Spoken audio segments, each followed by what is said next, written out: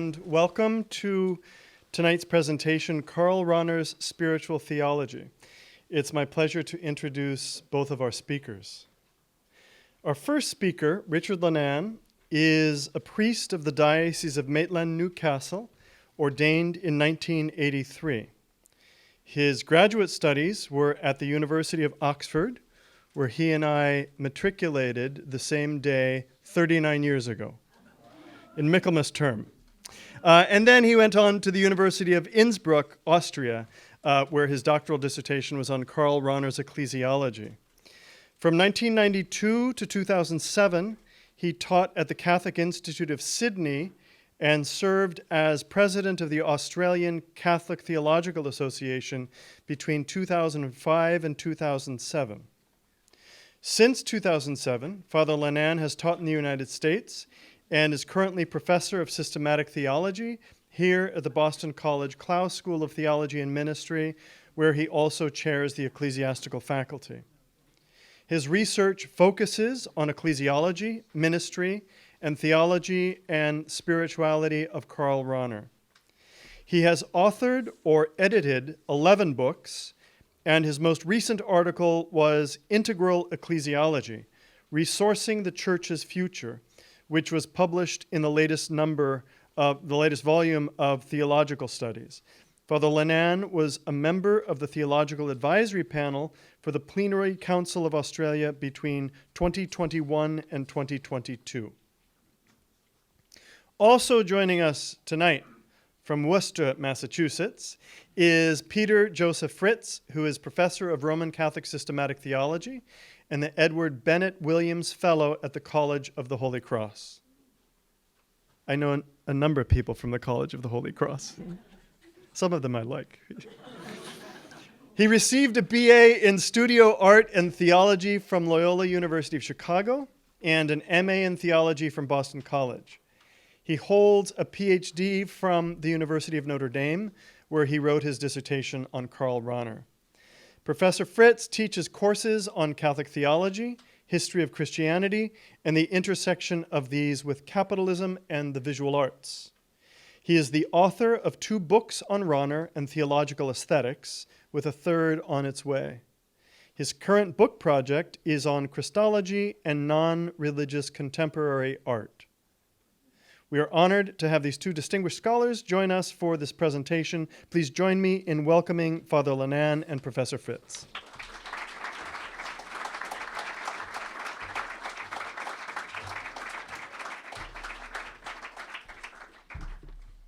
Thank you, everyone, for being here. Thanks, Mick, for the introduction, and to Megan and Cara for organising everything.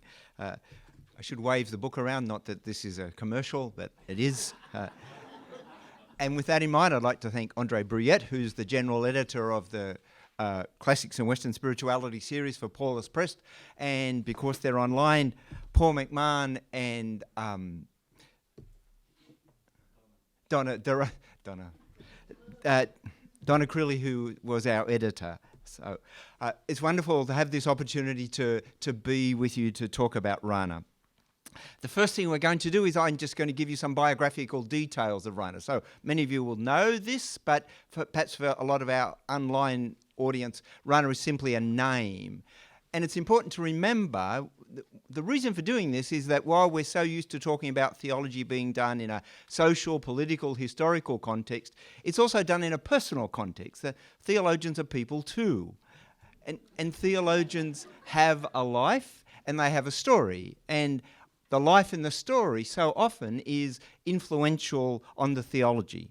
When it comes to Rahner, it might seem that that's not the case, because as he describes himself, he so often uses simply the word normal. Rahner is incredibly self-effacing. It's never about him. So his family is normal, his entry into religious life is normal, there's nothing spectacular that as he sees it. So as he almost never talked about himself, but he did give a really long interview late in his life, which was on a television series and later put out as a small booklet. And this is how he sums up becoming a Jesuit. It was no big deal. I just Hugo was a Jesuit, I decided to become a Jesuit. But he also says, I eventually grew into it, which is pretty good because he was a Jesuit for 60 years. Where Rahner's life starts to get a lot more interesting is when he begins the study of theology. Initially, his scholastic studies bored him enormously. He really found neo-scholastic theology something that he became quite resentful of. And that was so because, as he saw it, it gave answers without any questions. So when he begins doctoral studies, which he starts at the University of Freiburg and works with Martin Heidegger, not as his direct supervisor, but he goes to Heidegger's lectures. What is enormously liberating for him in the encounter with Heidegger is the affirmation of the importance of a question. The Frage nach der Frage, the question about the question. That really becomes central to the rest of Rahner's life. I often say to students in class that you can read Rahner as if he's working something through for himself. It's not that he's writing articles where he's already got the answer. He's working it out as he writes. And it makes his writing really quite engaging. And just that's a little portrait of the normal Christian family. And there's little Karl there. And that's Hugo. It just proves Karl was once a little child. When he did his doctoral work, he sought to do a contemporary reading of Thomas Aquinas, to bring Thomas into dialogue with contemporary theology and philosophy. But his direct supervisor found that unacceptable. So Rahner fails his doctorate. Now, for most people, a failed doctorate would be the end of the story. For Rahner, it becomes one of the seminal works of 20th century Catholic theology. So the failed doctorate is Spirit in the World. Rahner shrugs and moves on. He goes to Innsbruck, where he'd already been appointed, and writes a second doctorate, which he churns out very quickly. He begins teaching just as the Nazis take over Austria and absorb it into Germany. So his teaching career is abruptly cut short when the faculty is closed and he's sent, with all the other Jesuits in Innsbruck, he's sent into basic internal exile.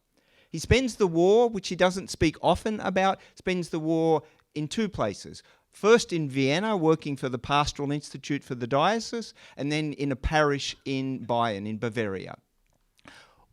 What's significant for Rahner during this time is that it really puts before him the question, what's going to be the role and the shape of Catholic theology, of Catholic faith, and the church itself after the war?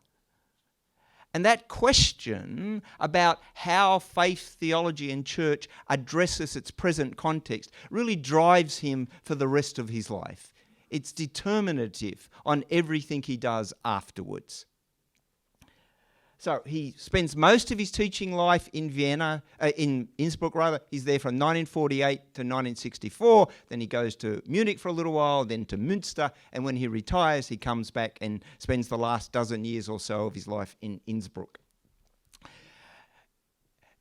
Rahner's troubles at this stage come not so much from external enemies, but from internal one. He's subject to a lot of restrictions, both within the Jesuit order and then ultimately through the Holy Office, where his work is subject to censure and he's not allowed to write on certain subjects. So his big study on the Assumption, for example, is published only 20 years after his death. And as he often does, he keeps shrugging, keeps writing, keeps moving. The beginning of redemption for Rahner happens at Vatican II, when John the 23rd appoints him to the preparatory commissions for the council. As a measure of how unpopular he was at the time, Cardinal Ottaviani, who was the head of the Holy Office and central to the planning for Vatican II, refused to tell Rahner when the meetings were. But he had the confidence of Cardinal Koenig, the Archbishop of Vienna. He went to Vatican II as Koenig's peritus, as spiritual theological guide, and his footprints, it's always hard to see whose footprints are exactly in what documents of the council. But I think it's possible to say that you can see Rahner's work in De Verbum, particularly in Revelation, and in Lumen Gentium in its thinking about the sacramental identity of the church. He did eventually. He got to, when at one stage he had a conversation with Paul VI after the council at one stage, and he said to Paul VI, "I was silenced for writing about concelebration, and now you concelebrate." And Paul VI reportedly went, that was the extent of the apology or explanation. Just to round this up, Rahner wrote articles rather than books. It's very hard to say exactly how many books Rahner wrote. Maybe 3, maybe 4, maybe 1. But what he did write was articles, some 5,000 of them. If you think of a productive scholar today, think of even the most incredibly productive scholar today. If they have a career where they've written 300 articles, that would be extraordinary. To write 5,000 is quite breathtaking. And when I say articles, I don't mean 2 or 3 pages, often 70 or 80 pages. And again, I'll come back to this in the second part, but just Johann Baptist Metz, who's one of his most famous students, says that Rahner's biography was his bibliography. If you wanted to know about Rahner's life, look at the questions he was asking and trying to answer in his publications. One of his really significant contributions in terms of publishing is the work he did in encyclopedias. So the multi-volume Sacramentum Mundi, and then in the Handbuch der Pastoraltheologie, the Handbuch der Pastoraltheologie, which is 6 huge 500-page volumes, very little of which was ever translated into English. But what's significant about it is it's after the council, and particularly in the light of Gaudium et Spes, it's the dialogue they're doing with education theory, with psychology, with sociology. It's really taking up Vatican II's call to read the signs of the times and interpret it in the light of the gospel. Rahner's significance, if you had to put it in one place, it's to reawaken the relationship between theology and spirituality. That theology is not merely just a head activity and spirituality is not merely just a heart activity. So he's always looking at that spiritual dimension of theology. So he dies in 1984. He's buried in the crypt of the Jesuit church in Innsbruck, which appropriately is on Karl Rahner Platz. And just one final part for this, one other German theologian that he used to hang around with at times. I'm going to hand it over to Peter. Thank you all for being here. Thank you, Megan. Thank you, Cara. Thank you, Father McCarthy, Richard. So many people. Just thank you. It's wonderful to be here. I'll share just one quick thing. 21 years ago, I graduated from BC with my master's degree, and my comps topic was Karl Rahner as a spiritual theologian. So this is a really cool full circle moment for me. So it's wonderful to be with you. All right. This section is called Karl Rahner, Saint Pier Giorgio, Mary, and the Beatific Vision. Between the lines of the facts that Richard just presented to us, one can start to detect a picture of Rahner leading a sort of Forrest Gump-like life, hence my weird image here. He lived through 2 world wars, in Germany and Austria, of all places. He weathered training as a Jesuit amid ecclesial controversy over modernism. He matriculated at the University of Freiburg just after it was taken over by the Nazis, and he studied with Heidegger just as he was resigning as the Nazi rector. He started teaching just before the Jesuit faculty of Innsbruck was disbanded by the Nazis. He reached the height of his scholarly powers just as Pope John XXIII called for an ecumenical council, at which Rahner served as an expert, as we heard. He mentored a future pope. That was the last slide. and he was there for the birth of the post-Vatican II church. But maybe the most right place, right time detail of Rahner's life was his personal encounter with a man who just last year was canonized a saint. For a month in the fall of 1921, when Rahner was 17 years old, his family hosted a young Italian man, 3 years older than Karl, who came to Freiburg to learn German. This young man, Pier Giorgio Frassati, whom Rahner remembered as a very ardent apostle of charity, died just a few years after the Rahners hosted him, having contracted polio while working with poor people near Turin.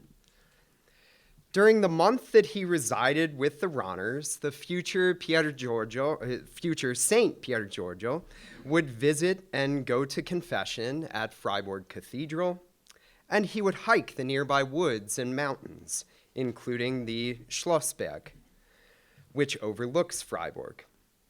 Rahner talks in an interview late in his life about how he and this young saintly man would organize wrestling matches in the woods. So remember, Rahner's a person, right?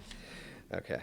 Perhaps of greater interest to us tonight, if you could imagine something of greater interest than Rahner's wrestling matches, is his recollection that Frassati could and would recite by heart Bernard of Clairvaux's prayer from Dante's Paradiso, Canto 33. Bernard calls upon the Virgin Mary, whom he honors as the termine fisso d'eterno consiglio, the fixed end or the settled end of the eternal plan, to protect Dante as he turns his eyes toward God's eternal light. Bernard cries out to Mary, Or questi, che dall'infima lacuna dell'universo infin, qui avidute le vite spirituali ad una, supplicate per grazia di virtute tanto, che possa con gli occhi levarsi più alto verso l'ultima salute. Or if you don't speak early modern Tuscan, this man, who from the deepest hollow in the universe, up to this height, has seen the lives of spirits one by one, now pleads with you through grace to grant him so much virtue that he may lift his vision higher still, may lift it toward the ultimate salvation. It's impossible to say exactly whether and how this prayer affected Rahner when he heard Frassati recite it, and perhaps when Rahner read it himself. We do know, however, that Rahner recalls in the last year of his life, that interview that Richard was referring to, this specific man reciting this specific prayer in the Rahner household.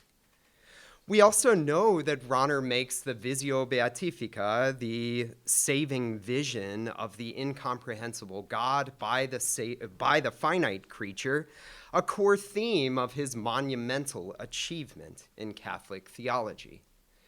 Rahner is the quintessential theologian of grace. We're going to hear about that in a little bit. He argues across his works that God's gift of salvation to the world is enduringly victorious. Yet it still must be received by the creatures that God saves. In fact, we'll hear more about that in a few minutes. Less known about Rahner, even among those who cite him often, is his fervent devotion to Mary. Richard referred to his book on the Assumption. Rahner wrote voluminously about Mary, though because of the vicissitudes of mid-20th century ecclesial politics, he published less on Mary than he would have liked. Published or not, Rahner's devotion to Mary is indisputable, and his published works, those that exist, proclaim the Mother of God as the vollkommenste Erlöste, the person most completely redeemed by her Son, Jesus. Richard and I believe that Rahner's whole body of work amounts to a prayer that humble human creatures like Dante and us be granted the grace to share in the accomplished salvation that Mary enjoys, so that they may lift their eyes toward the ultimate beatitude. So maybe Frassati's prayer did place at least a tiny mark on Rahner. All right, we're going to do our tag team thing again. Here we go. What I'd like to do in this part of our presentation is look more closely at how Rahner did his theology. What was his goal in doing his theology? The perspective that Rahner gives on his theology comes sort of much later in life, where he very rarely writes introductions, rarely talks about how he's doing theology. But in that interview that Peter and I have both referenced now, this is what he says about why he did his theology. The fact that he says, I don't do it for erudition or for scholastic achievement, might be something that you could pass over as simply him being self-effacing. But it's the second part of the sentence that's most compelling. Why would he describe himself as someone who people often regard as an incredibly abstract thinker and as notoriously difficult to get a hold of? Why would he see himself as doing tasks that deal with the actual moment, the questions of our day?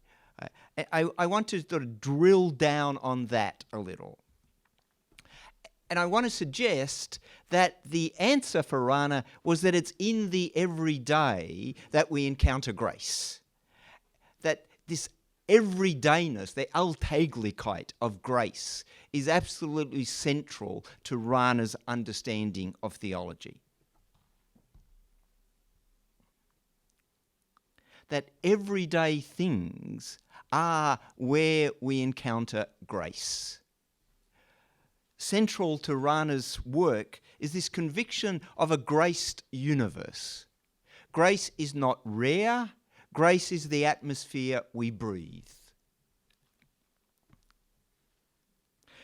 This little notion of everyday things, just to sort of illustrate that, this book that I'm quoting from there, it has very short reflections on sitting down, on standing up, on eating, on sleeping, on laughter, and a whole range of other things. It's as if you could say to Rahner, okay, well, show me where sitting down is an expression of grace. And that's what he's trying to do there. Not to sort of make a point, but to really underscore that nothing is outside of the realm of grace. And given that, I think it's possible, even if somewhat risky, to try and say there are three main points in Rahner, but let me take that risk. The first one is that everything is graced because God creates by self-giving. So God's creation is not something that's merely a work of God. It's about the presence of God. So that we can't live our lives and not encounter God. There's a whole Christology here as well, and as a theology of creation, that for Rahner, God's creation is in order that God can incarnate in Jesus Christ. So for Rahner, incarnation was never God's plan B because things had gone wrong. Incarnation was always God's plan A. It's incarnation that is in fact the very reason for creation and not the other way around. So if Christ is indeed the high point of creation, Christ for Rahner is also the intention of creation. That the whole of creation is oriented to it becoming possible that God can become incarnate. And what that means then is that relationship to God is constitutive of the whole of life.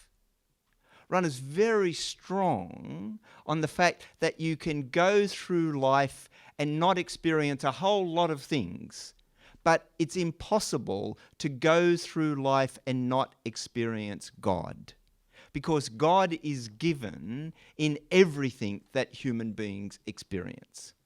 Rahner's point of comparison here was, and I love this, was Australia. For him, the most extraordinary thing that you could think of, the most unimaginable thing that you could think of, was Australia.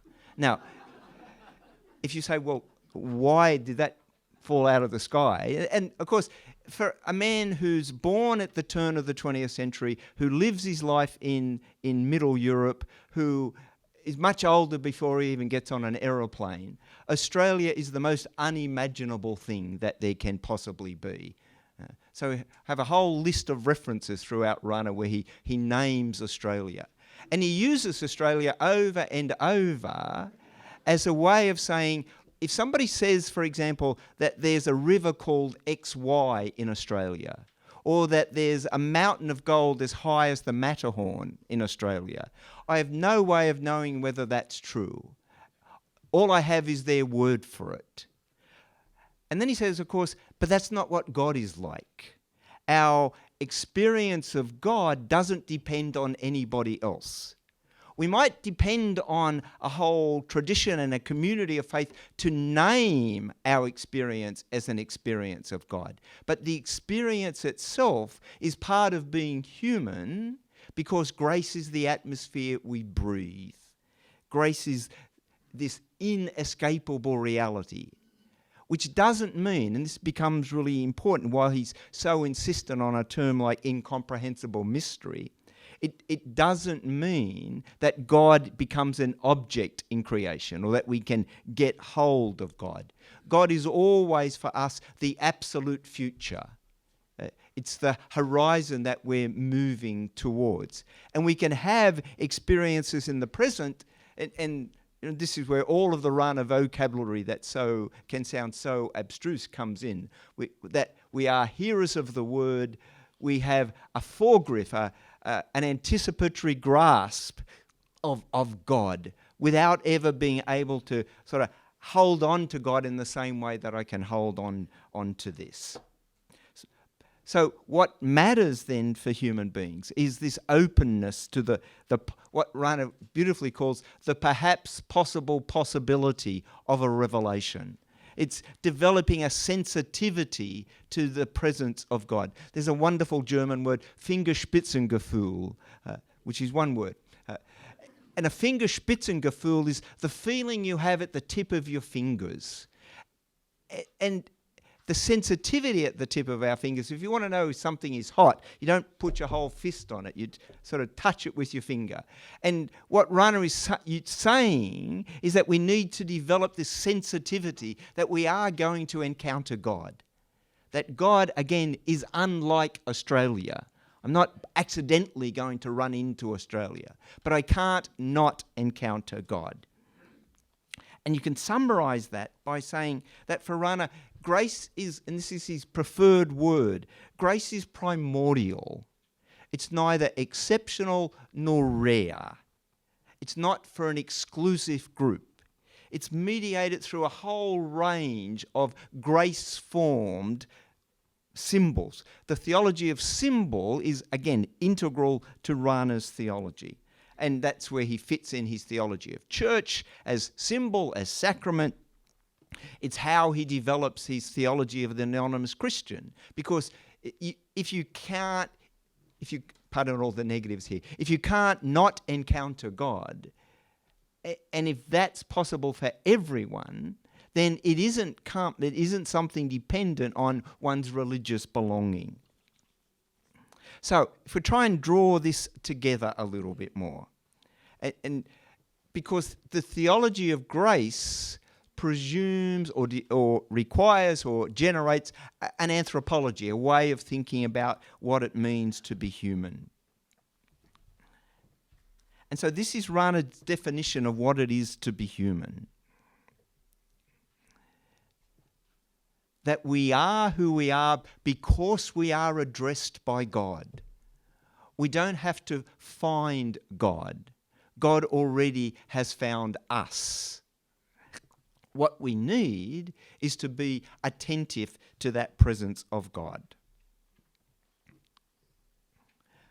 God's self-communication to humanity in grace is the defining element for Rahner of what it means to be human. So other sort of classic Rahner terms like the supernatural existential is a way again of grappling with the fact that God is not added to our life as an extra thing beyond our humanity, but that to be human is to have this capacity for encounter with God. So if grace is so important for Rahner, and I'd argue it's actually crucial, it's constitutive of his whole theology, then it's important to have a sense of how he develops it, how he unpacks it. This is one simple definition which I've broken into a few points.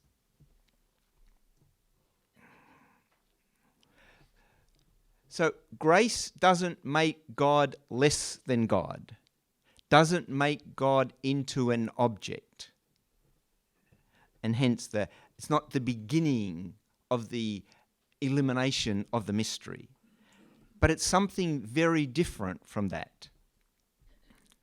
It's the radical possibility of the absolute proximity of the mystery. In other words, God is not a distant reality for us. God is infinitely close to us because we are who we are through grace. It's grace that brings us into being. So that the deepest human reality then is to have this encounter with God without it making God into an object, without it making God into less than God. And paradoxically, the more we have this experience of God, the more we have a sense of God being beyond our grasp, and hence the return to mystery. The mystery of God is self-communicating. God is known. God creates the possibility that we can know God, and yet the more we get to know God, the more we're drawn into this ungraspable nature of God. And so we live, he says, between heaven and earth, stretched between the two, and that we have no authentic choice but to try and live in that space. And of course, that's a challenging space to live in, to seek to be faithful to God without feeling we're ever in control of the grace of God. Not that grace is rare, not that grace is going to be withdrawn, that it is primordial, and yet it doesn't reduce God to being an object. And in terms of what it means then to live a graced life, I think there are two dynamics that we can point to. One has to do with our inner life, how I understand myself and the purpose of my life, and the other has to do with my outer life, how I understand myself in relationship to the world beyond me. So to take each of those.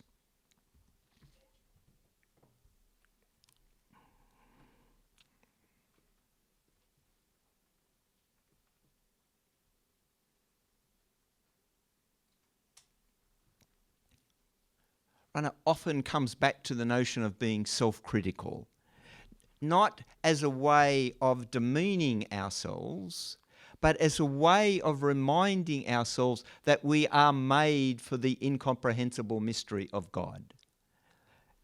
And so the challenge for us as individuals, for the community of the church, and for the world at large is not to settle for anything less than God. When Rahner writes his lectures that become the book Hearer of the Word, they're lectures he gave to Jesuit scholastics in Vienna at the same time as the Nazis were taking over. And I think it's possible to read them, and to read his later work as well, as a critique of ideology. He might name it directly, but his argument, and he uses the same argument when he's talking again indirectly about communism during the Cold War, is that what we can grasp, what we claim to give us control, can only ever be an illusion because it's less than God.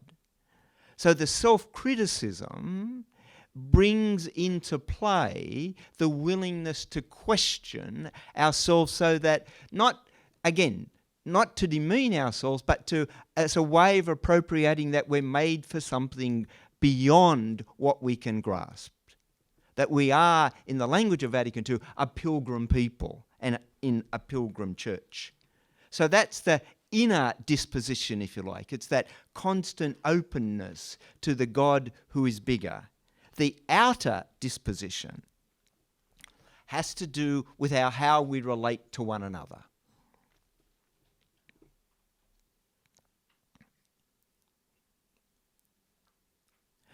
Rahner makes a strong play on the unity of love of God and love of neighbour.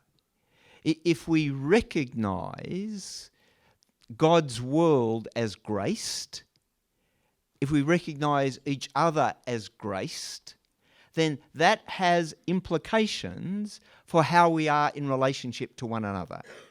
And ultimately, it has implications even for how we see the created universe. So Rahner's theology in recent decades has become a resource for people who work on eco-theology. Because the physical universe too is graced. So our relationships with one another are not insignificant or irrelevant to the life of faith.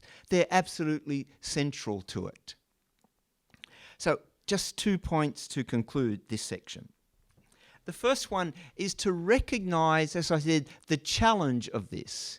If to be human, as Rahner understands it, is to remain open to the God that we can't grasp or control fully, then we're always living in this in-between space between our present experience and the orientation to the absolute future, the fulfillment that can be in God alone.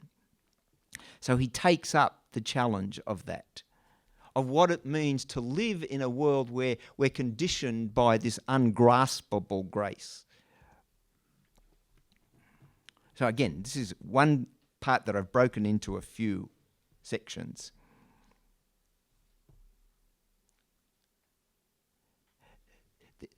The emptiness and darkness is not because there's nothing there. It's paradoxically the very opposite.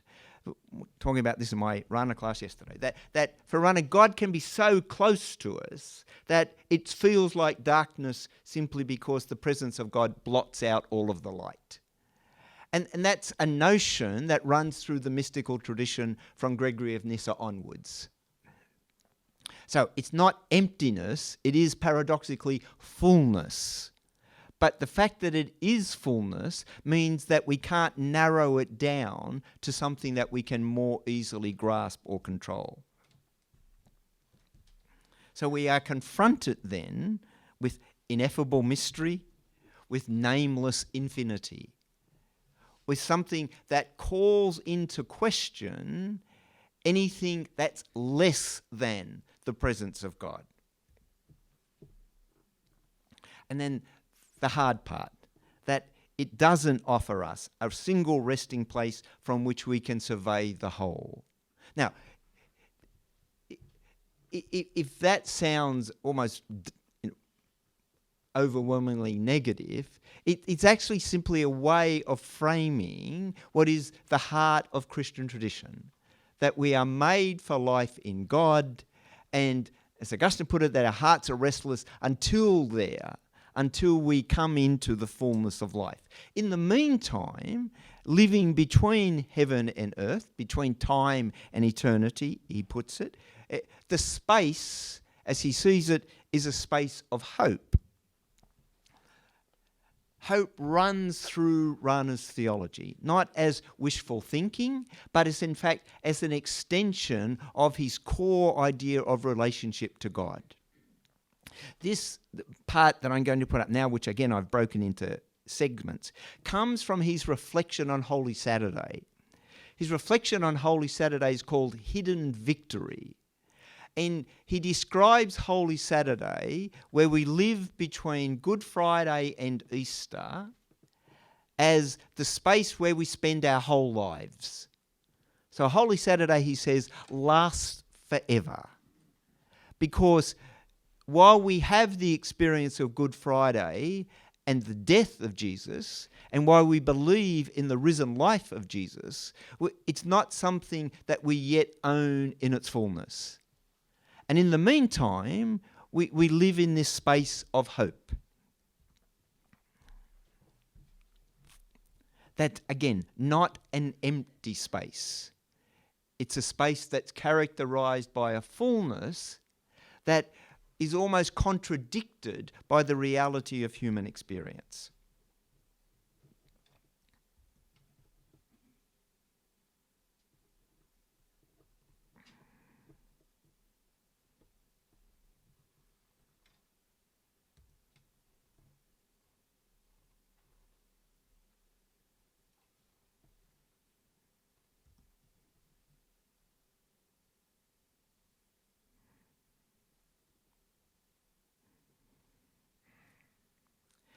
The reality of the resurrection is the guarantee that the present experience of emptiness will not be victorious, that the final word will always belong to God's love. And it says in this Hidden Victory article that when it comes to the celebration of Easter, some people are led to do it with trumpet blast and loud exulting cries, and he says we should not be suspicious of that. But for those, he says, for whom the reality of life is still the experience of darkness, a gentler and more modest Easter joy is permissible. A gentler and more modest Easter joy that comes out of the absolute confidence that Christ is risen. Back to Peter. Our world today, as with Rahner's in the middle of the 20th century, is marked by widespread violence, and this is crucial, nuclear proliferation. Whereas this phenomenon had its genesis during the time that Rahner hit his intellectual prime, in our day we're starting to see a reinvigoration of nuclear arms races. The current U.S. administration has pledged to modernize the U.S. nuclear arsenal. Russia appears primed for nuclear rearmament. China is expanding its program, and several other countries are threatening to increase production or to begin nuclear programs. Just a few weeks ago, the USA and Russia let a major nuclear arms control agreement expire. And the U.S. seems primed to go to war with Iran to keep the latter from developing a nuclear weapon. A recent commentary by a researcher at RAND argues that the Cold War is being revived.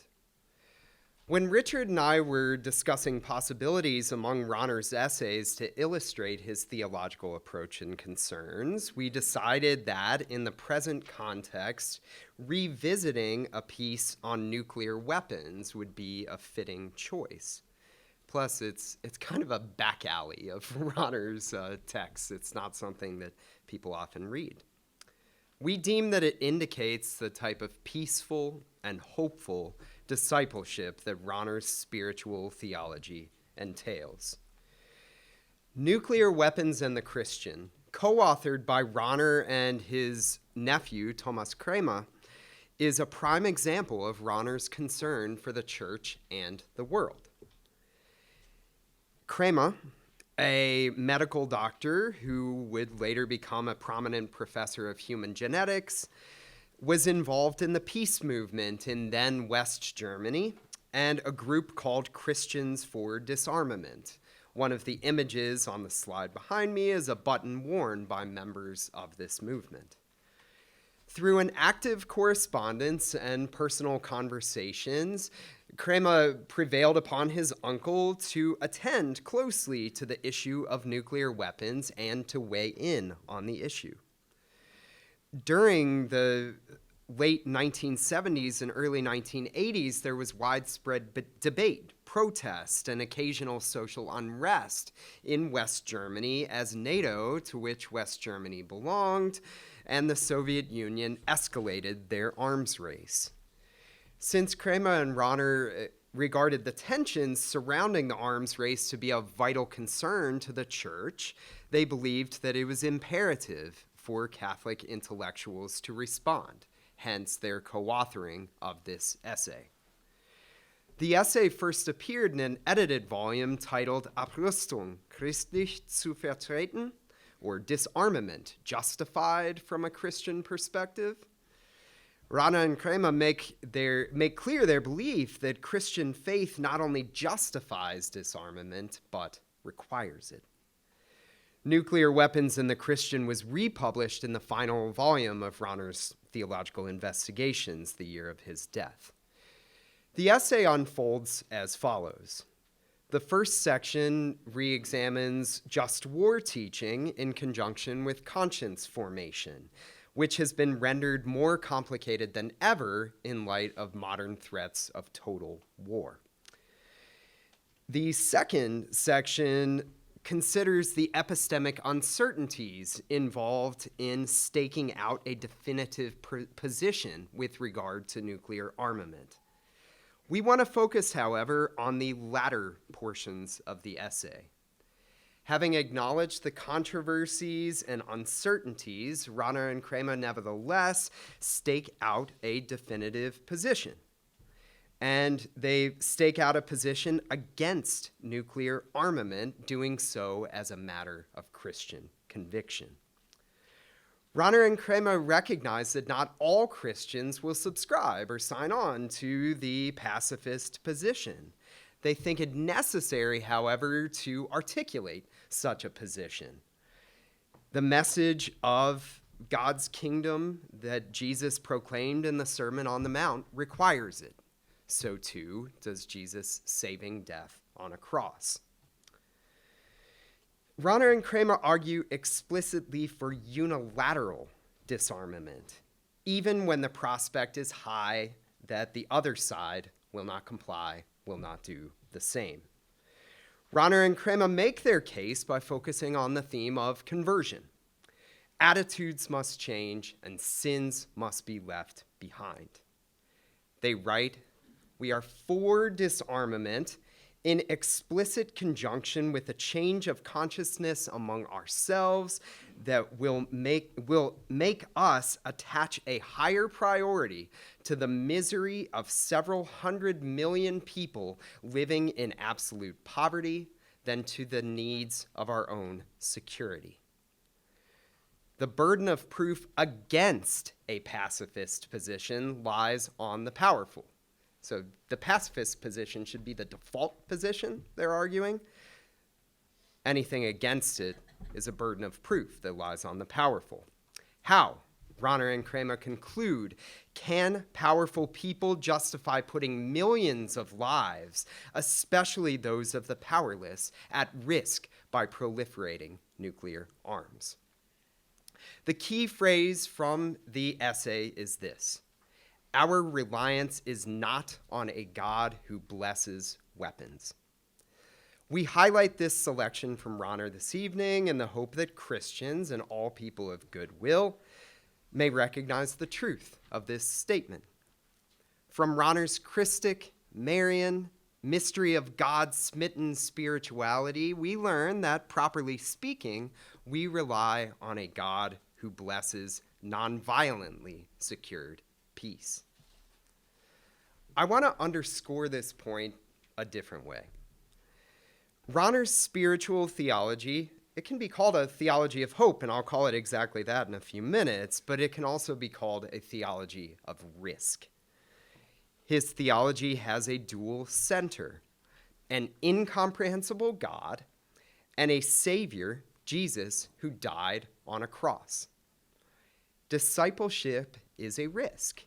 It's a journey toward a God who can never be completely grasped, as Richard's been talking about, and the following of a Savior, which may well put the follower in the same peril as the Savior. Rahner states in many places in his writing that the highest human achievement is diving with abandon into the ocean of mystery. His theology could not contrast more sharply. with modern ideologies of security, such as those which countenance so-called protection by nuclear weapons. Rahner's is a spirituality of hope. Support for nuclear arms exhibits spiritual desperation.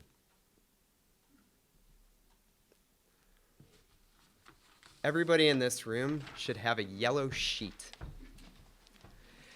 And for those who are joining us online, I'll address you in a second. I'm going to address people in the room right now.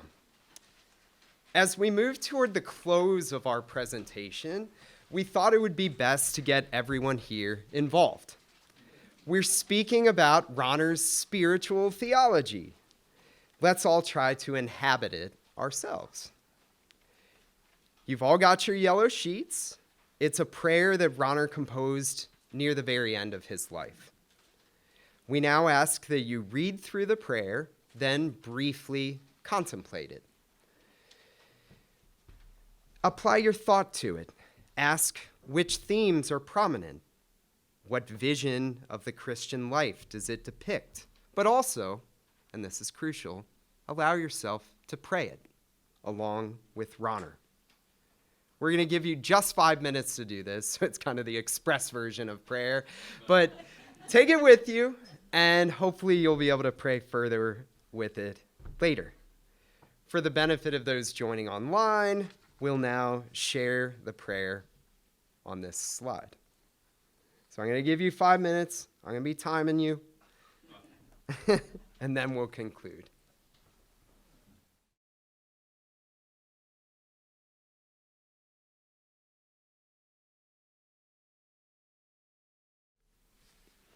Thank you, everyone. The photo that you're looking at is a photo of the Maria Theresienstrasse in the middle of Innsbruck, right behind where the Jesuit faculty is housed and where Rahner is buried. I like to say that it's no wonder that Rahner became such a wonderful theologian of mystery. He got to cut his intellectual teeth and start as a teacher looking at this kind of view every day. So we hope in this talk we've personalized Rahner for you, maybe brought him a little bit down from the pedestal, but now I suppose we're placing him back up in the Alps. Thank you, and we look forward to the question and answers. Hi, my name's Daniel. Thank you so much. I don't think I understand Karl Rahner any better than after the lecture, but I do have to say, you know, when you hear Karl Rahner, and I Googled it, and it was like one of the eminent theologians of the 20th century. And what little I did of reading him, to unpack it was so dense it was very difficult. So when I Googled, though, they said he made a couple of comments or his teaching on things that we can all relate to, the Trinity, and also, and what did he say about the Trinity? And also he gave a different term for transubstantiation with Pope Paul VI corrected or something like that. So if you could help me with that, it would help me understand Karl Rahner a little better on, because I know what the Trinity means in transubstantiation. Okay, thank you. Started with the easy topic. Yes. In the course of a normal semester, I have 14 weeks, 3 hours a week to do this, so, but I'll do it in 2 minutes. I think in terms of Trinity, and we were doing this in class yesterday, so that's... his whole idea is that our experience of God is genuinely an experience of God as God is. So put it in his technical terms, that might be not so helpful, but that the economic Trinity is the immanent Trinity and vice versa. In other words, our experience of God is not of an undifferentiated blob called God. It's an experience of the three persons, and in different ways and in different aspects. So his whole idea of Trinity is an attempt to recover for the life of the church that this is about a living relationship. It's about the God who makes God's self known to us in history in different ways. So that he wants to move away from treating Trinity as an abstract, almost geometric problem that you've got to explain. But rather it's about a living relationship with God. So that's as simple and as straightforward as I could get it, I think. And about transubstantiation? I'm not sure of the context for that one, I'm sorry. So. Yeah, sorry. Hi, I'm wondering if you could just talk a little bit about your book, right, entitled Spiritual Theology. And perhaps if you could comment on the title, because you say that what Rahner was trying to do with his theological project was to bridge theology and spirituality. One could conclude, therefore, really all of his theology is going to be spiritual. So could you talk a little bit about just the title and how it was that you chose the selections that you chose? Sure. So let's see. I'll talk about the selections first. Actually, as Richard said in the presentation, we had to pick from 5,000 different discrete items in his bibliographies. So we really picked a whole bunch of our favorites.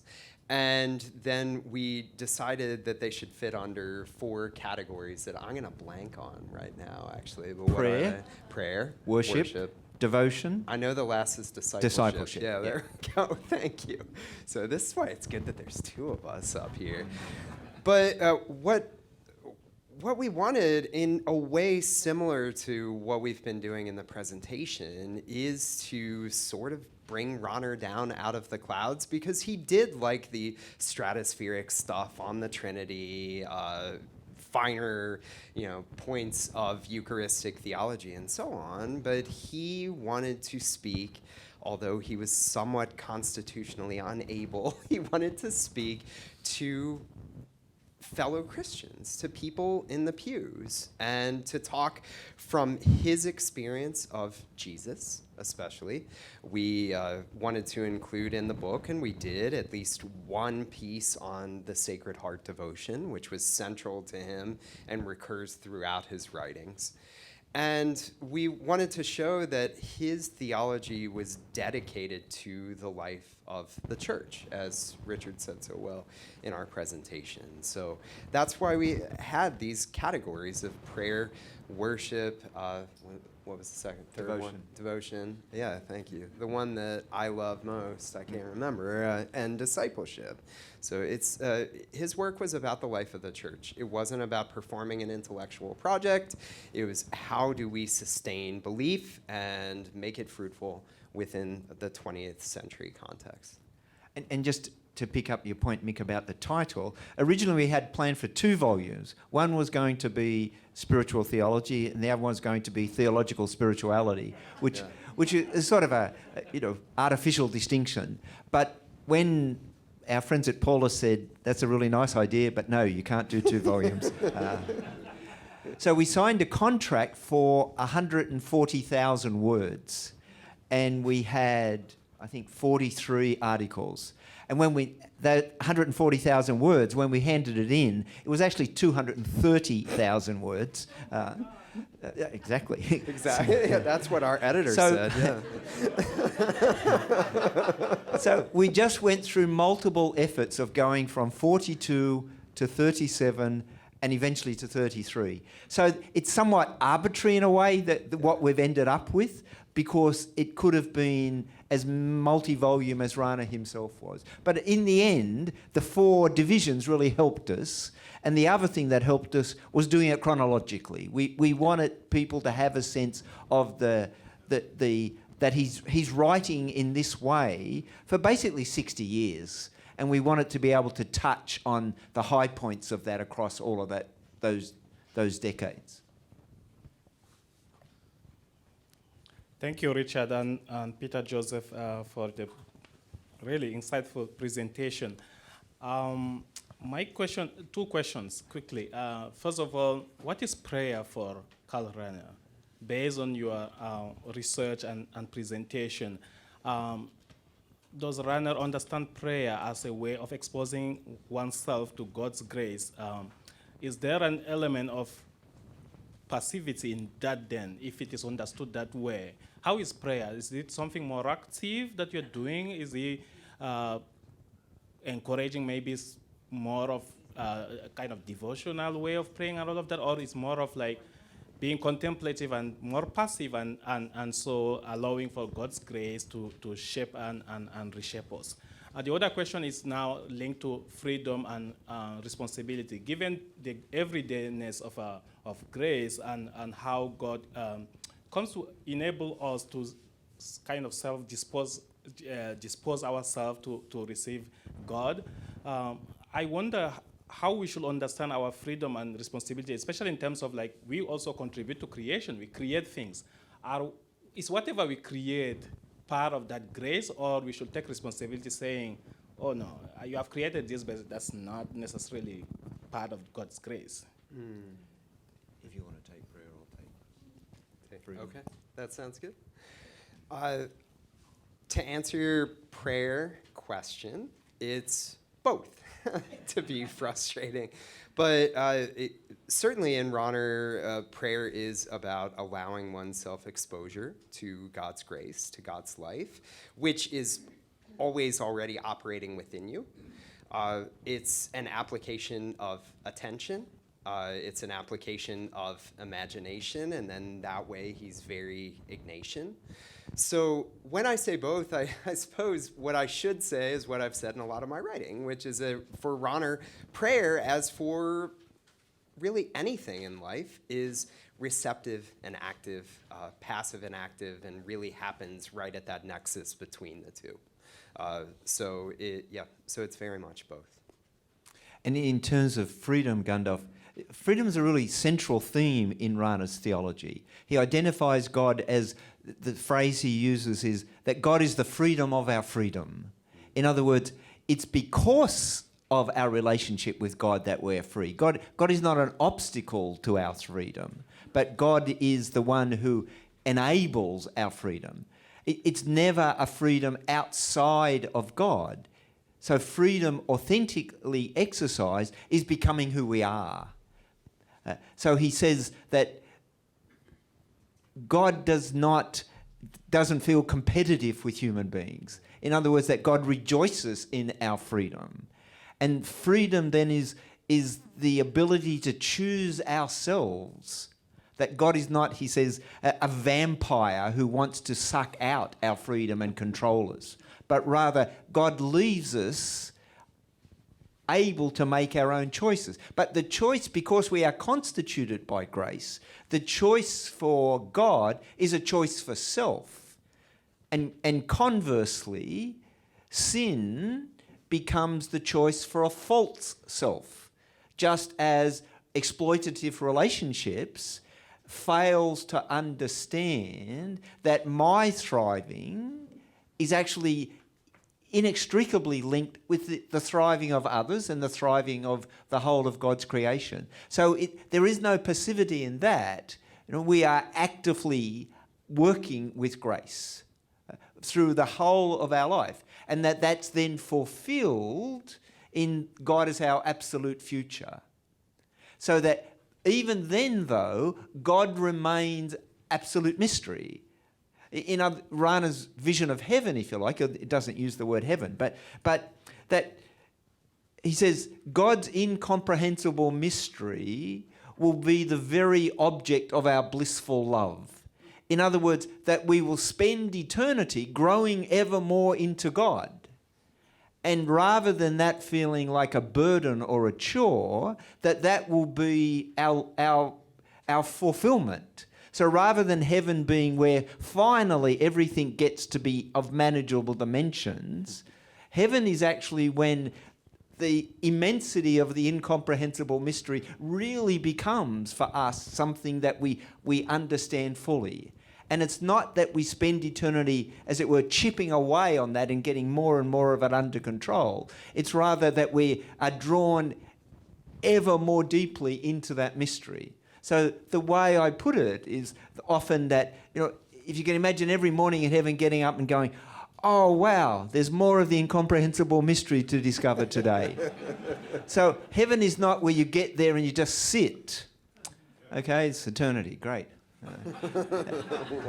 There's a wonderful Gary Larson cartoon where the man in heaven's sitting there looking bored on the cloud saying, gee, I wish I'd brought a magazine. That's precisely the opposite. Heaven is about movement into the ever-deepening mystery of God.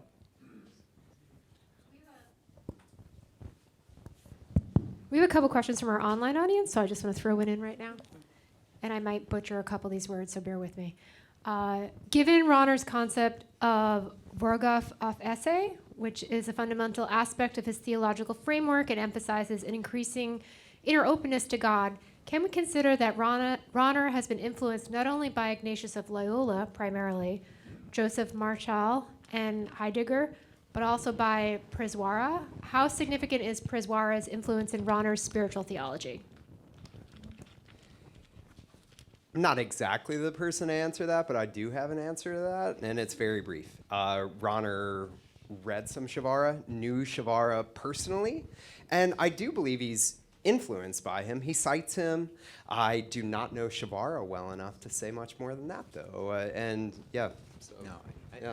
Again, I think it's only in passing rather than in any great detail. Right, yeah, I mean, it's just a few times, so we know he's aware of him. Everyone of Rahner's generation was aware of Eric Shavara, but just because of that, there's not direct line of influence necessarily. Okay, another question from the online audience. How does Rahner connect his theology of hope with the concrete issue of nuclear weapons? And in what sense can Rahner's spiritual theology be called a theology of risk? Yeah.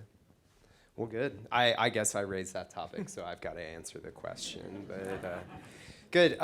So the theology of risk thing, I mean, to put it as simply as I can, or as succinctly as I can, I'll just restate what I've said. Rahner believes in a crucified Savior and an incomprehensible God. There is not actually a whole lot of clarity in the Christian life other than that Christ has won a victory for us. Like the victory is won. It's unclear exactly how it's playing out within time, but life wins over death. And that for him is really the long and short of it. We are in the difficult position of having to live within that victory in time prior to the end, prior to the eschaton. So the theological virtue that it behooves us to pray for and to exercise in as much as we can is hope. And just to build on that then, if you think of nuclear weapons as a way to guarantee security, they become a form of idolatry. Whereas hopefulness, where if it's genuinely about surrendering ourselves to what we can't control, which he underscores is not an act of weakness, but an act of strength, then the willingness to forego this expedient, this is going to solve all our problems, is profoundly an act of hope. Thank you for the lecture. And as an undergrad at Georgetown, I had the good fortune to take a class on Rahner with Otto Hentz, and I really found that tremendously inspirational. I do think that Rahner is someone who is very motivational, inspirational to young people, and we obviously didn't have Pope Francis then, but you can see a connection there. And what I was wondering is how inspired or informed by Rahner was Pope Francis when we think about the difficult questions he addressed around like migration, around the environment, around even more complexity in the modern world. Thank you. Thank you. I definitely think Francis was an anonymous Rahnerian. Claiming that such, yeah. Where I see it, especially, Francis talked about the God of surprises, which I would think he directly ripped off from Rahner, by the way, without a footnote. And what he means by that is that we have to remain open to the fact that we do not have control of God, So Francis's language about going out to the peripheries, about the openness to that time is greater than space and so on, are all about giving ourselves over to the God who we can't control. So I would say unequivocally, even if he doesn't quote Rahner directly, even though he does in Delexit Nos, footnote 10. Touché. that he very much imbibed Rahner's theology. Yeah, and he wrote his dissertation, which did he ever finish it, Francis? But wrote it on Romano Guardini, who influenced Rahner, and who Rahner assumed his chair in philosophy at Munich when Romano Guardini retired. So they're just lines of influence. It's kind of like the Shavara question. Like, there are lines of influence. Can we hammer them down? Sure, in a dissertation, maybe. So if Rahner failed his doctorate, Francis didn't finish his, but he came out okay anyway. So. Yeah, there you go. Bad advice for grad students. Yeah, I have a question. There's this notion of Theme 3 experience in German. I'm German, that's why I said in German. In German, it's called themenfreie Erfahrung. And I really like this notion. And because I think in a secularized world, I'm from Germany, we have a growing number of nuns. Like, this is the biggest group in Germany, and I think also in the US, the religious landscape is very diverse, and also you have a big group of nuns. And do you think like this themenfreie Erfahrung could be key for a secularized world, because it's encountering God not via like dogmatic ideas. It's like encountering God through, like, you are moved by something. And doesn't mean that you have a theological literacy or something like that. It's more like encounter God via art or via like a person. So what do you say about that? Do you have a chapter about themenfreie Erfahrung in your book? Thank you. I could say just a couple of things, but I'd love to. Yeah. So no, to the last part of the question, but I think Rahner would be interested in that. I'm currently teaching a course at Holy Cross. Two of my wonderful students are here. A couple of wonderful alumni are here as well, and in that course, it's called Theology and Art, and the main question of the course, which we get from Rahner, is what is the religious meaning of secular art? And he thinks that there's a lot of it, and it's because there is a deep kind of ursprünglich experience that sounds a lot like what you're talking about. That Rahner, he would say, look, like, it doesn't have to be codified in dogma, but at the same time, we can recognize that behind dogma, it's actually there and actually in dogma. So he would probably want to defend dogma, as would I. But defending that to nuns is a touchy, kind of ticklish subject, that's for sure. Thanks. So a couple of points. One is Rahner's writing on secularization and pluralism, which he starts doing in the late 1960s, takes with utter seriousness that the Spirit is at work in the world, and that the Spirit is at work in what he calls the worldliness of the world. In other words, that what doesn't come with a religious title on it. At the same time, he always wants to hold open that the natural movement of encounter with God is towards encountering that it explicitly, where you can put a name on the experience, where you can enter into relationship with others who have the similar experience. So he's not by any means saying you've got to become a member of the church, but he holds open that that's the direction of grace, that it can move from being something that's anonymous and implicit to something that is explicit. But it's never about there's got to happen in this amount of time. It's something that he can hold open with the certainty that grace goes on working in people's lives, even without the title grace or God over the top of it. Thank you, both professors. I have a question going back to this understanding of world of grace. I'm just wondering, from your perspective, do you consider Rahner as a faithful interpreter of someone like Thomas Aquinas, or do you find him to be breaking from Aquinas? As we know, in Summa, Aquinas talk about grace as also a quality act upon the human soul and in the manner of a formal cause, therefore quasi-formal as well. And also the sentiment of God as the ground of being and the world as grace. One can also argue that based on Aquinas' work, for example.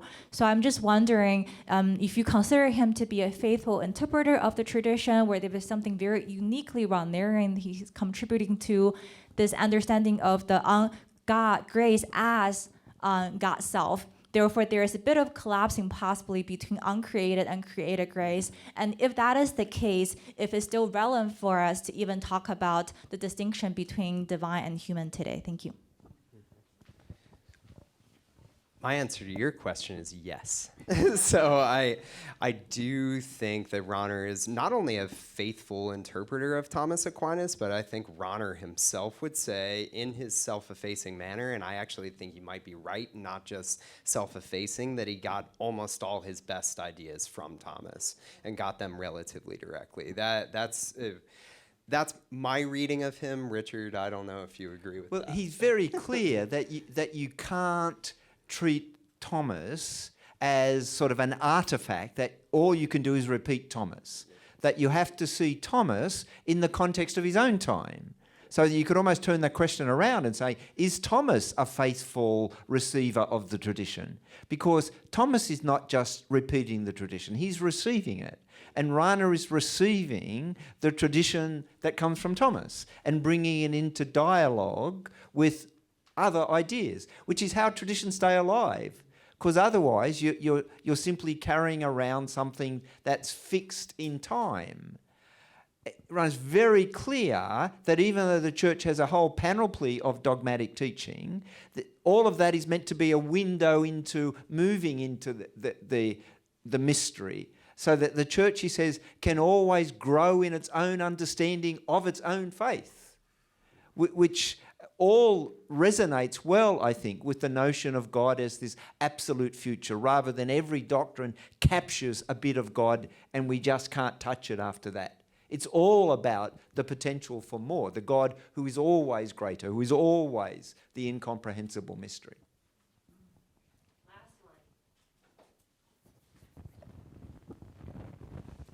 Considering Rahner's appraisal of grace as primordial, not rare, ubiquitous, I'm wondering what influence his theology, if any, had on the Church's drive the 20th century towards ecumenism, the Second Vatican Council's emphasis on interreligious dialogue.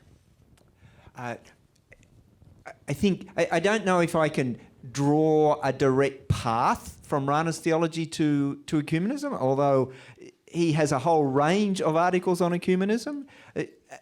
And really what they share, particularly as he got later in his life, is a sense of this is not merely a theological task. And in fact, writing in the 1970s, he will say, the theologians have done their work. Now it's up for church leaders to actually translate the theology into action. So he unequivocally committed to ecumenism, uncommitted. I mean, dialogue is just a Rahner word writ large. You know, there's no one he wouldn't talk to.